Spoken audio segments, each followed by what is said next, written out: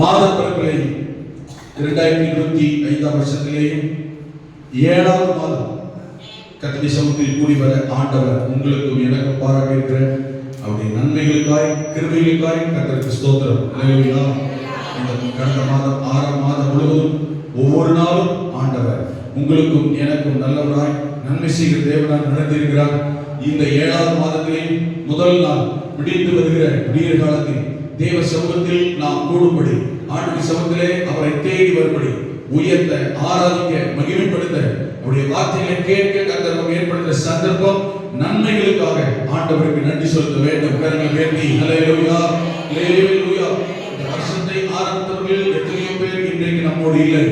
கடந்த மாதத்தை ஆரம்பித்தவர்கள் எத்தனையோ பேர் இந்த மாதத்தின் முடிவில் இல்லை. ஆமென். உங்களையும் என்னையும் நினைத்து கர்த்தர் பாதுகாத்து இன்னும் அவருக்கு பிரியமானவர்களாய் இன்னும் அவர் சித்தத்தை செய்கிறவர்களாய் செய்ய வேண்டும் என்பதற்காக ஒரு நோக்கத்தோடு சித்தத்தோடு கர்த்தர் உலகத்தில் நம்மை வாழ வைத்துக் கொண்டிருக்கிறார். அவருடைய கிருபையில் பெரியது. அல்லேலூயா. நம்முடைய நினைப்பு எண்ணம் எதிர்பார்ப்பு நம்முடைய விருப்பத்தை விட அவருடைய சித்தம் விருப்பம் என்ன எது என்பதை அறிந்து நாம் செய்ய நம்மை அர்ப்பணிக்கிற போது இன்னும் நம்மை பலப்படுத்துகிறவர், சித்தம் செய்ய வைக்கிறவர், பயன்படுத்துகிறவர், பலப்படுத்துகிறவர், பாதுகாத்து ஆசீர்வதிக்கிறவர் நம்முடைய தேவன். ஆமென். இந்த மாதத்தில் கர்த்தர் நமக்கு தந்திருக்கிற வார்த்தை அந்த வாக்குத்தத்த வசனங்களுக்கு நேராக சிந்தனைகளை திருப்புவோம். 2 சாமுவேலின் புத்தகம் 6ஆம் அதிகாரம் 2 சாமுவேலின் புத்தகம் 6ஆம் அதிகாரம் 11 12 இந்த 2 வசனங்களை வாசிக்கிற போது 2 வார்த்தைகள் அங்கு குறிப்பிடப்பட்டிருக்கிறதை கவனிக்கிறோம். ஆமென். 2 சாமுவேல் 6ஆம் அதிகாரம் 11 12 வாசிக்கலாமா? வாசிப்போம். எல்லாரும் சேர்ந்து வாசிக்கலாமா? வேதம் வைத்திருக்கிற எல்லாரும் திருப்பிக் கொள்வோம். சேர்ந்து வாசிப்போம். கர்த்தருடைய பெட்டி கித்தியனாகிய ஓபேத் ஏதோமின் வீட்டிலே 3 மாதம் இருக்கையில் கர்த்தர் ஓபேத் ஏதோமையும் அவன் வீட்டார் அனைவரையும் ஆசீர்வதித்தார். தேவனுடைய பெட்டியின் நிமித்தம் கர்த்தர் ஓபேத் ஏதோமின் வீட்டையும் அவனுக்கு உண்டான எல்லாவற்றையும் ஆசீர்வதித்தார் என்று தாவீது ராஜாவுக்கு அறிவிக்கப்பட்டது. அப்பொழுது தாவீது தேவனுடைய பெட்டியை ஓபேத் ஏதோமின் வீட்டிலிருந்து தாவீதின் நகரத்துக்கு மகிழ்ச்சியுடனே கொண்டு வந்தான். அல்லேலூயா. என்ன வாக்குத்தத்தம் 11 வருஷம் சொல்லப்பட்டிருக்கிறது. ஆமென். கர்த்தர் ஓபேத் ஏதோமையும் அவன் வீட்டார் அனைவரையும் ஆசீர்வதித்தார். அடுத்த வசனத்தில் ஓபேத் ஏதோமின் வீட்டையும் அவனுக்கு உண்டான எல்லாவற்றையும் ஆசீர்வதித்தார். அல்லேலூயா. ஆமென். 2 காரியங்கள். முதல் வசனத்தில் கர்த்தர் ஓபேத் ஏதோமையும் அவன் வீட்டாரையும் ஆசீர்வதித்தார். ஆமென். அடுத்த வசனத்தில் அவனையும் அவன் வீட்டாரை மட்டுமல்ல அவனுக்கு உண்டான எல்லாவற்றையும் ஆசீர்வதித்தார். அல்லேலூயா. இந்த 7வது மாதத்தில் கர்த்தருடைய சமூகத்தில் வந்திருக்கிற ஆமென் இந்த வார்த்தையை கேட்கிற உங்கள் ஒவ்வொருவருக்கும் ஆண்டவர் சொல்லுகிற நம்மை பார்த்து கர்த்தர் சொல்லுகிற வார்த்தை ஆமென். கர்த்தர் நம்மையும் நம்முடைய குடும்பத்தாரையும் நமக்கு உண்டான எல்லாவற்றையும் ஆசீர்வதிக்கிறவர் தேவன். அல்லேலூயா. நம்மை கர்த்தர் ஆசீர்வதிக்கிறார். நம்முடைய வீட்டாரை கர்த்தர் ஆசீர்வதிக்கிறார். நமக்கு உண்டான எல்லாவற்றையும் ஆசீர்வதிக்கிறவர். அல்லேலூயா. ஆமென். அவனுக்கு உண்டான எல்லாவற்றையும் நம்மையும் அல்லேலூயா நமக்கு உண்டான எல்லாவற்றையும். இந்த வார்த்தை இந்த ஓபேத் ஏதோமை குறித்து மட்டுமல்ல இன்னும் அநேகருக்கு சொல்லப்பட்டிருக்கிறது. அதிலே இன்னும் குறிப்பாய் ஒரு மனிதனை கவனித்தால் யோபுவை குறித்தும் சொல்லப்பட்டிருக்கிறது. 1ஆம் அதிகாரம் 10 வசனத்தை வாசிக்கும் பொழுது கர்த்தர் யோபுவையும் அவன் வீட்டையும் அவனுக்கு உண்டான எல்லாவற்றையும் வேலி அடைத்தார், பாதுகாத்தார், ஆசீர்வதித்தார். அல்லேலூயா. ஆமென். நம்மை ஆசீர்வதிக்கிறவர். ஆமென். நாம் என்றால் கர்த்தரை தேடுகிற, கர்த்தரை ஆராதிக்கிற, ஆமென், கர்த்தருடைய சமூகத்திற்கு வருகிற, தேவனை துதிக்கிற, அவரை நம்புகிற, அவரை தேடுகிற, அவரை பின்பற்றுகிற யாராய் இருந்தாலும் ஆமென். சங்கீதம் 128 சொல்லும் பொழுது கர்த்தருக்கு பயந்து அவர் வழிகளில் நடக்கிறவன் எவனோ. அல்லேலூயா. அவன் யாராக இருந்தாலும் அந்த ஒரு மனிதன் ஆமென் அந்த ஒரு நபர் ஒரு குடும்ப தலைவன் அல்லது ஒரு குடும்ப தலைவி வீட்டிலே உள்ள அந்த குறிப்பிட்ட ஒரு நபர், அல்லேலூயா, அவனை, ஆமென், அந்த குடும்பத்தில் உள்ள அந்த நபரை, கர்த்தருக்கு பயப்படுகிற அந்த நபரை, கர்த்தரை தேடுகிற அந்த நபரை, கர்த்தரை விசுவாசிக்கிற அந்த நபரை, கர்த்தருக்கு பிரியமாக இருக்கிற அந்த நபரை கர்த்தர் ஆசீர்வதிக்கிறார். அவன் நிமித்தம், கர்த்தரை நம்புகிறவன் நிமித்தம், கர்த்தரை தேடுகிறவன் நிமித்தம், கர்த்தருக்கு பயப்படுகிறவன் நிமித்தம், அல்லேலூயா, ஆண்டவரை ஆராதிக்கிறவன் நிமித்தம் அவன் குடும்பத்தாரை கர்த்தர் ஆசீர்வதிக்கிறார். அல்லேலூயா, ஆமென். நோவா, ஆமென், அங்கிருந்த அந்த அன்றைக்கு வாழ்ந்த மனிதர்களிலேயே நோவா நீதிமானாக இருந்தான். அல்லேலூயா, கிருபை பெற்றவனாக இருந்தான்.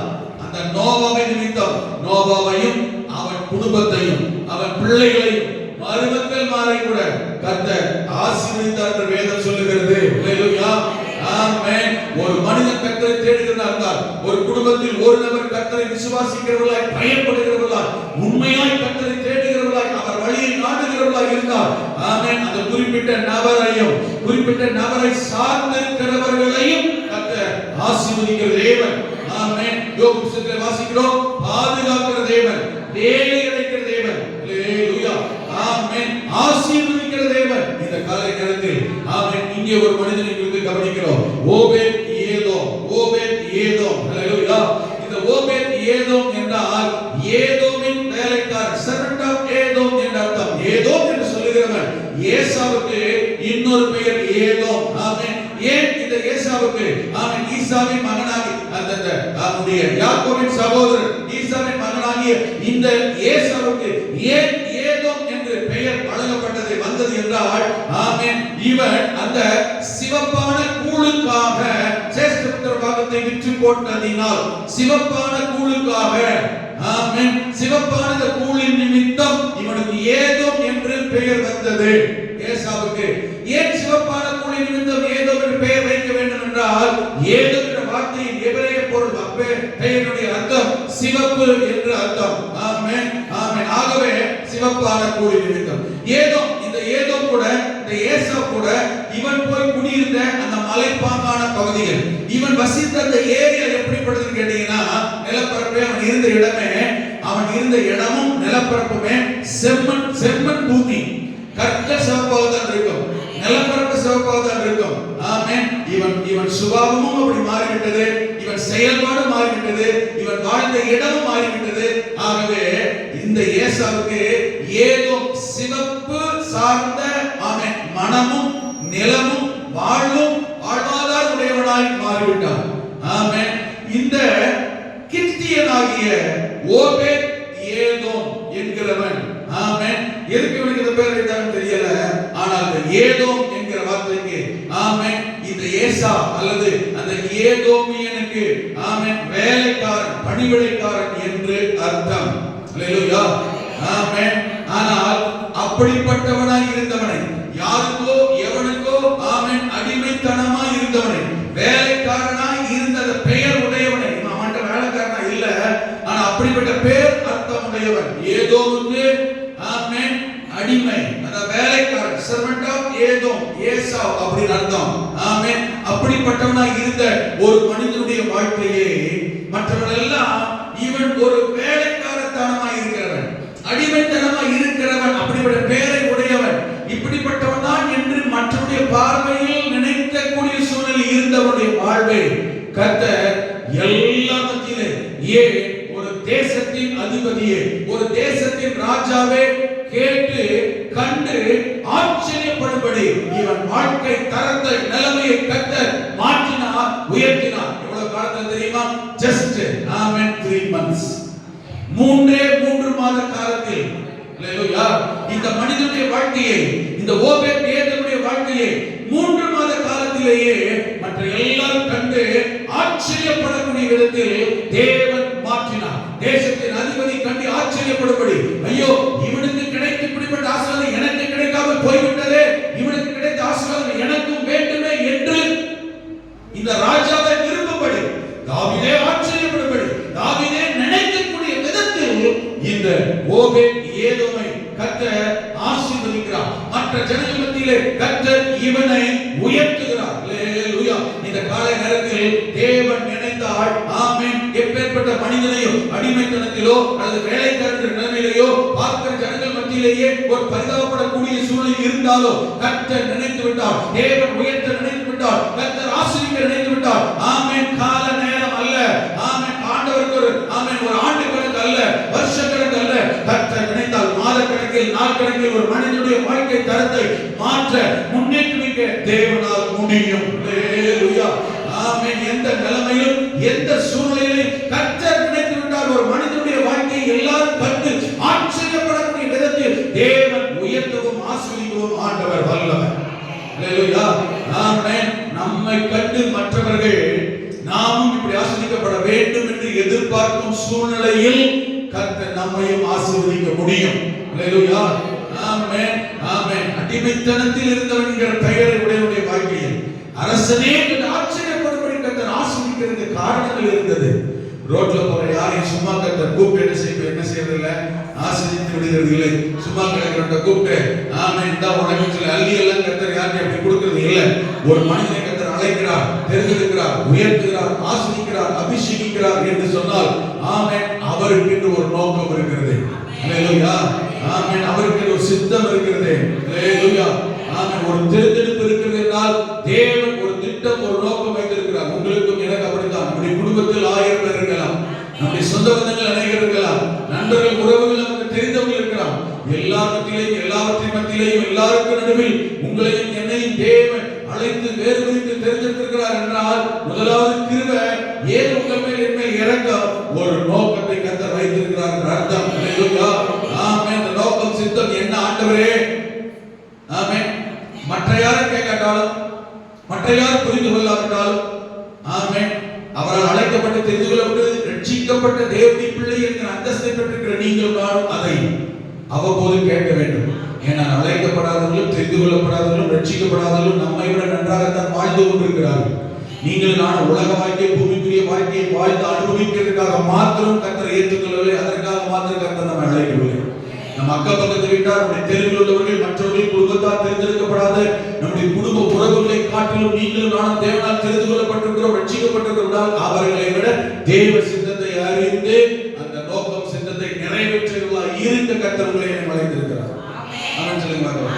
அந்த அழைப்புக்கும் தெரிந்தெடுப்புக்கும் நாம் கர்த்தருக்கு நம்மை ஒப்பு கொடுக்கிற போது, நம்மை அர்ப்பணித்து விடுகிற போது எல்லாரையும் பார்க்கலும் ஆச்சரியப்படும்படியான நிலைமையில் உங்களையும் என்னையும் தேவன் உயர்த்துகிற ஆண்டவர், உயர்த்துகிற ஆண்டவர். ஹல்லேலூயா. இந்த மனிதனை ஓபேத் ஏதோமை ஏன் கர்த்தர் ஆமென் குறிப்பிட்ட கொஞ்ச காலத்திற்குள்ளார் ஆமென் தேசத்தின் அதிபதி ஆச்சரியப்படக்கூடிய விதத்தில் கர்த்தர் இவனை இப்படி ஆசீர்வதிக்கிறதுக்கான காரணம் என்னவென்றால் ஆமென் அங்கே வசனம் சொல்லுகிறது, காரணமும் சொல்லப்பட்டிருக்கிறது. ஹல்லேலூயா. என்ன சொல்லப்பட்டிருக்கிறது?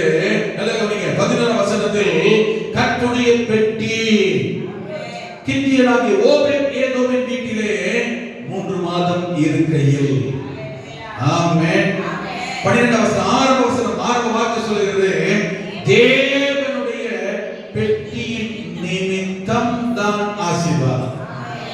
ஹல்லேலூயா. இதுவரைக்கும் ஏன் நம்மை ஆசீர்வதிக்கல? ஆமென். இதுவரைக்கும் ஏன் நம்ம கர்த்தரை உயர்த்தல? இதுவரைக்கும் இப்படிப்பட்ட நன்மை வரல? ராஜா கண்டு புறாமப்படுற அளவுக்கு ஆச்சரியப்படக்கூடிய அளவுக்கு இன்னைக்கு ஆசீர்வதிக்க காரணம் என்ன? ஏன் இவ்வளவு நாள் ஆசீர்வாதம் வரல? ஏன் இவ்வளவு நாள் நன்மை வரல? ஆமென். அங்க ஒரு வார்த்தை இருக்குது, தேவனுடைய பெட்டி நிமித்தம் தான் ஆசீர்வாதம். கர்த்தருடைய பெட்டி நிமித்தம் தான் ஆசீர்வாதம் வந்தது. ஆமென். அப்படினா இந்த கர்த்தருடைய பெட்டி வந்தால், கர்த்தருடைய பெட்டி இருந்தால், கர்த்தருடைய பெட்டி நிமித்தம் எவ்வளவு காலம் ஆசீர்வாதம் தடைப்பட்டிருந்தாலும் கர்த்தருடைய பெட்டி வந்தால் இருந்தால் அதன் நிமித்தம் தடைகள் மாறும், ஆசீர்வாதம் வரும், நன்மை வரும், உயர்வு வரும், குறைவு நிறைவாகும். ஆமென். தேசத்தில் உயர்த்தப்படுவோம். அநேகருக்கு ஆச்சரியப்படும்படியாக கர்த்தர் நம் தலையை நிமிர பண்ணுவார். தேவை என்ன தெரியுமா? கர்த்தருடைய பெட்டி. ஆமென். கர்த்தருடைய பெட்டி. கர்த்தருடைய இந்த பெட்டிக்கு வேதத்தில் பல பேர் இங்கே இருக்கிறது. கர்த்தருடைய பெட்டி, தேவனுடைய பெட்டி, உடன்படிக்கை பெட்டி, சாட்சியின் பெட்டி. நம்ம இதோட நிறைய பெட்டி இருக்கு. அஞ்சரை பெட்டி, துணி பெட்டி. ஆமென். எத்தனையோ பெட்டி இருக்கு. ஆமென். அதனால என்ன நன்மை இருக்கா? ஆசீர்வாதம் வந்திருக்கா? எல்லாவற்றை காட்டிலும் இருக்க வேண்டிய பெட்டி என்று ஒன்று இருக்கிறது, கர்த்தருடைய பெட்டி. உடன்படிக்கை பெட்டி என்று பெயர். ஆமென். தேவன் ஆசரிப்பு கூடாரத்தை மோசேக்கு கட்ட சொல்லும்போது ஆதியாகம யாத்திராகம புத்தகம் 25ஆம் அதிகாரம் ஆமென் 8ஆம் வசனத்திலே கட்ட சொன்னாரு. வாசிக்க வேகமா 25:8 வாசிக்கிற போது கட்ட சொன்னாரு, மோசேயை பார்த்து, நான் உங்கள் நடுவிலே வந்து வாசம் பண்ணவும் எனக்கு ஒரு பரிசுத்த ஸ்தலத்தை உண்டாக்க வேண்டும். பரிசுத்த ஸ்தலம் எதற்கு?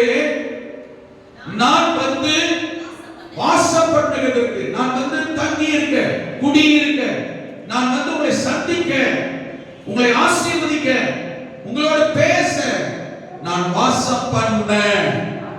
ஆமென். ஒரு ஸ்தலம் தேவை. அந்த ஸ்தலத்துக்கு பெயர் அன்றைக்கு ஆசரிப்பு கூடாரம், டேபர்னக்கிள். ஆசரிப்பு கூடாரம் என்கிற ஒன்றை எனக்காக நான் வந்து வாசம் பண்ண நீ கட்ட வேண்டும். ஹalleluya.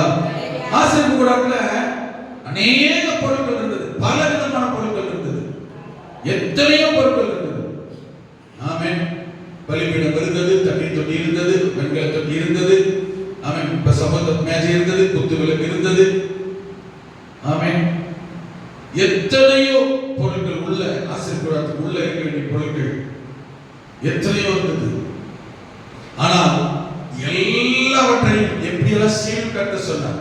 ஆனா எல்லா பொருள் ஆசரிப்பு கூடாரத்தில் இருக்க வேண்டிய எல்லா பொருளும் செய்வதற்கு முன்பதாக செய்ய சொன்ன கர்த்தர் சொன்ன முதல் பொருள் என்ன தெரியுமா? அந்த 25ஆம் 10 வசனத்துல வாசிக்க சொல்லப்பட்டிருக்கிறது, சீத்தி மரத்தினால் ஒரு பெட்டியை பண்ண வேண்டும். சீத்தி மரத்தினால் ஒரு பெட்டியை பண்ண வேண்டும். இதான் கர்த்தருடைய பெட்டி, கர்த்தர் சொன்ன பெட்டி, தேவனுடைய பெட்டி, உடன்படிக்கை பெட்டி, சாட்சியின் பெட்டி. இதுதான் ஒரு பெட்டியை உண்டு பண்ண வேண்டும். ஹalleluya. எதற்கு அந்த பெட்டி? கவனி, எதற்கு அந்த பெட்டி? என்ன அவசியம் அந்த பெட்டினா? இருக்க வேண்டிய தேவை என்ன? ஆமென். 22ஆம் வசனத்திலே அதே அதிகாரம் 22ஆம் வசனத்தை வாசிக்க சொல்லுகிறாரு, அங்கே அந்த பெட்டி இருக்கிற இடத்தில், அந்த பெட்டி எங்கே வைக்க வேண்டும் என்றால் ஆசரிப்பு கூடாரத்திலே பிரகாரம், பரிசுத்த ஸ்தலம், மகா பரிசுத்த ஸ்தலம் என்று இருக்கிறது. இந்த பெட்டி இருக்கிற இடம் என்ன தெரியுமா? மகா பரிசுத்த ஸ்தலத்தில். ஏன் அங்கே இருக்க வேண்டும்? 22ஆம் வசனத்திலே அங்கே மகா பரிசுத்த ஸ்தலத்தில் அந்த பெட்டி இருக்கும் இடத்திலே நான் உன்னை சந்திப்பேன். தேவனும் மனிதனும் சந்திக்கிற, நாமும் தேவனும் சந்திக்கிற, நமக்கும் ஆண்டவருக்கும் இணைப்பை, சந்திப்பை ஏற்படுத்துகிற ஒரு ஒரு பொருள். ஆமென். ஒரு ஸ்தலம், பெட்டி. ஹalleluya. கர்த்தரை நம்மை இணைக்கிற ஒரு இடம் பெட்டி, சந்திக்க வைக்கிற இடம் பெட்டி. நான் அங்கிருந்து உன்னோட பேசுவேன், உனக்கு வேண்டிய வார்த்தைகளை சொல்லுவேன், உனக்கு நான் கற்பிப்பேன். ஆமென். உனக்கு கற்றுத் தருவேன். இஸ்ரவேல் ஜனங்களுக்கு போதிக்க வேண்டியதை, ஆலோசனைகளை உனக்கு சொல்லுவேன். கர்த்தரை சந்திக்க வேண்டும் என்றாலும், கர்த்தருடைய வார்த்தை கேட்க வேண்டும் என்றாலும், கர்த்தருடைய ஆலோசனை பெற வேண்டும் என்றாலும், ஆமென், கர்த்தருடைய வழிகாட்டுதலை, ஆசீர்வாதத்தை பெற வேண்டும் என்றாலும் கர்த்தருடைய பெட்டியிடத்தில் வருவேன். அங்கே நீ வந்து நில்லு, அங்கே உன்னை சந்திப்பேன். அப்படினால் நம்முடைய வாழ்க்கையில் தேவனுடைய சந்திப்பு உங்களுக்கும் எனக்கும் நடைபெறுவதற்கு அவசியமான தேவையான ஒன்று கர்த்தருடைய பெட்டி. என்னாகமம் 7ஆம் அதிகாரம் 89ஆம் வசனம். என்னாகமம் 7ஆம் அதிகாரம் 89ஆம் வசனம். அங்கே கர்த்தர் சொல்லும் பொழுது, நான் அங்கிருந்து உன்னோட பேசுவேன். ஆமென். நம்மோடு பேசுகிற கர்த்தர், அனுதினம் கர்த்தர் நம்மோடு பேச வேண்டும் என்றால், அனுதினம் தேவ சத்தம் கேட்க வேண்டும் என்றால், தேவனுடைய வார்த்தை கேட்க வேண்டும் என்றால், ஆமென், ஆலோசனை, ஆசீர்வாதம் தேவை என்றால் இந்த கர்த்தருடைய பெட்டி தேவை. ஆமென் சொல்லுவாங்களா? ஆமென். அப்ப கித்தியனாகிய ஓபேத் ஏதோமின் வீட்டில் கர்த்தருடைய பெட்டி இருந்தது என்றால் என்ன அர்த்தம்?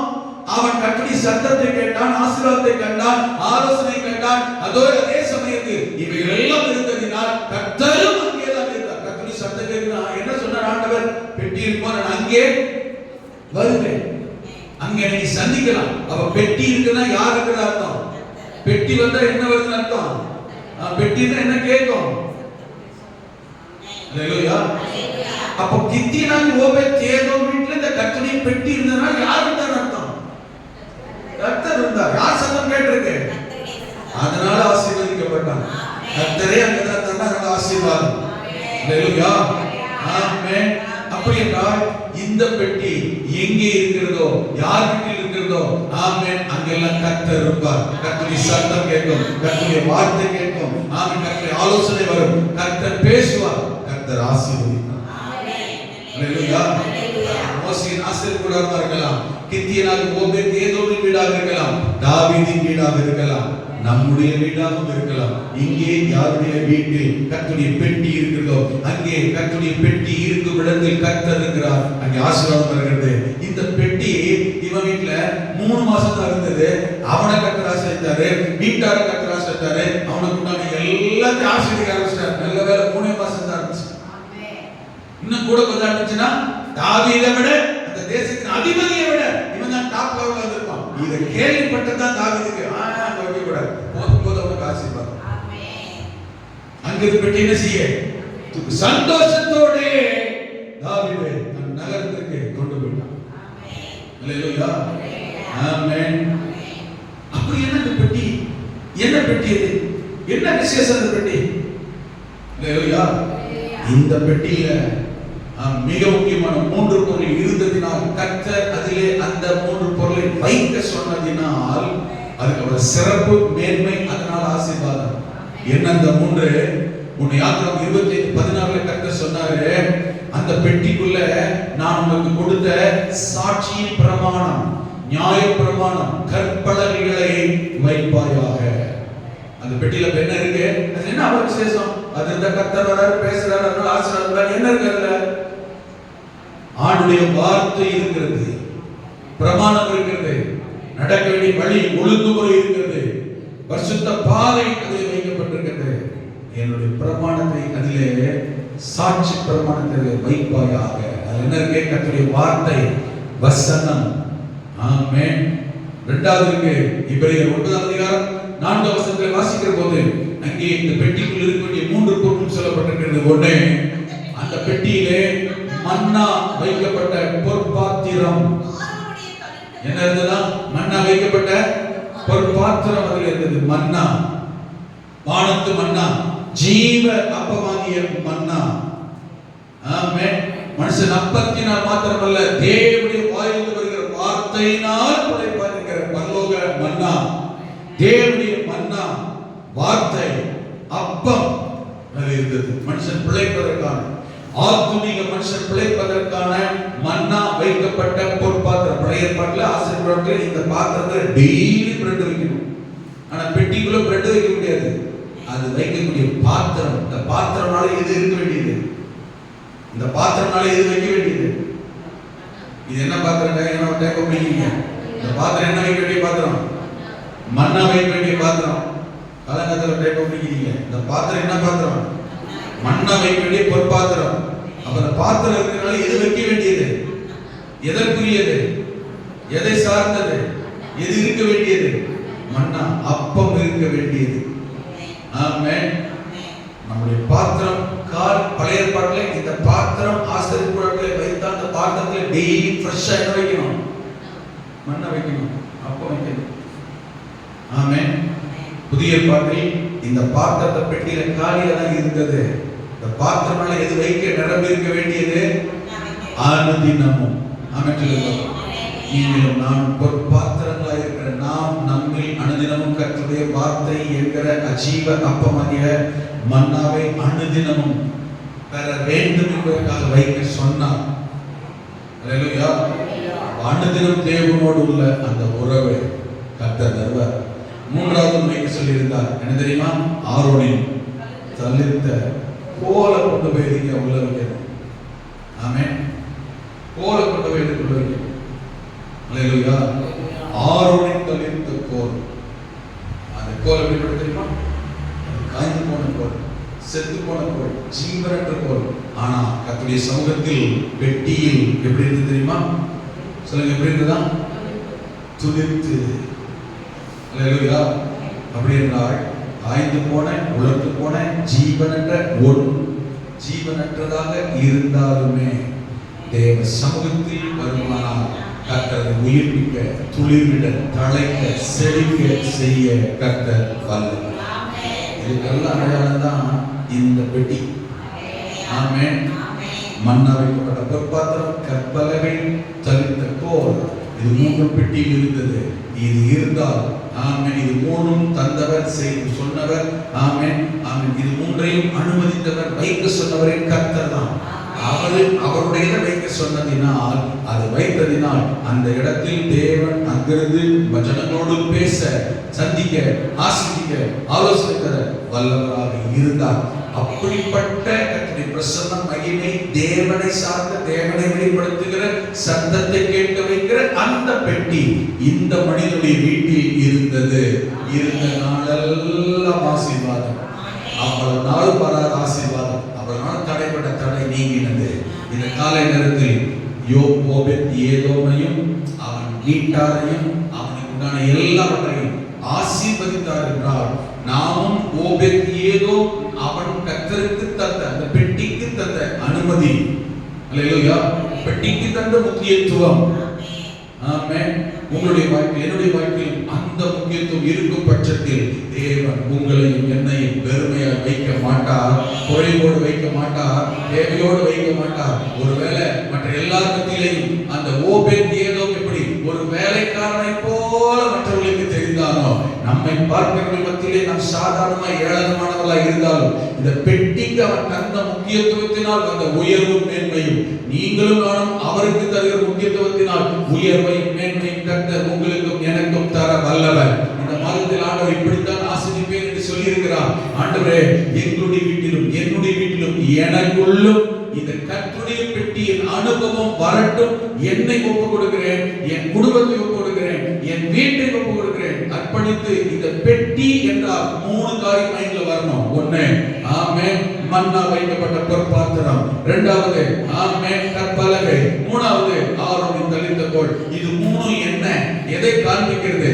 ஆமென். முதல்ல இந்த பெட்டி எப்படிப்பட்டது, இதை எப்படி செய்யணும், இதனுடைய தன்மை என்ன, அதை கவனிக்க போகிறோம். அடுத்து இந்த பெட்டிக்குள்ள இருந்த அந்த 3 பொருள் என்னென்ன, இன்னைக்கு இருக்கிற புதிய பாட்டு காலத்தில் நமக்கும் அதுக்கும் என்ன தொடர்பு, சம்பந்தம், இதனால என்ன ஆசீர்வாதம், கொஞ்சம் வருகிற நாட்களில் ஆழமாய் கவனிக்க, அர்ப்பணிக்க, அந்த ஆசீர்வாதங்களை அடைய, பெற்றுக்கொள்ள உங்களுக்கும் எனக்கும் தேவன் கிருபை செய்வார். இந்த காலையில் கண்களை மூடி, ஆண்டவரே, ஹல்லேலூயா, கித்தியனாகிய ஓபேத் ஏதோமையும் அவன் வீட்டையும் அவனுக்கு உண்டான எல்லாவற்றையும்